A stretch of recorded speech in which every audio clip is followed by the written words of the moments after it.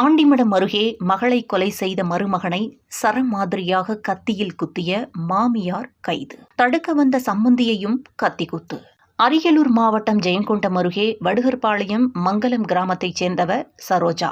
இவரது மகள் பிரியா என்கிற பராசக்தியை அவர் வடுகர்பாளையத்தைச் சேர்ந்த தமிழரசன் என்பவருக்கு கடந்த 2020ஆம் ஆண்டு திருமணம் செய்து கொடுத்துள்ளார்.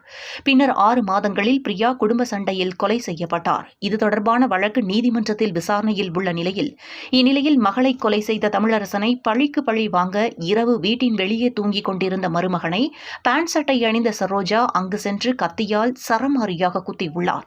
சுமார் 15 இடத்திற்கு அதிகமான இடங்களில் குத்து வாங்கிய தமிழரசன் உயிருக்கு ஆபத்தான நிலையில் தஞ்சாவூர் அரசு மருத்துவக் கல்லூரி மருத்துவமனையில் சிகிச்சை பெற்று வருகின்றார். இதை தடுக்க வந்த தமிழரசன் அம்மா விமலாவுக்கு கத்தி குத்து விழுந்தது.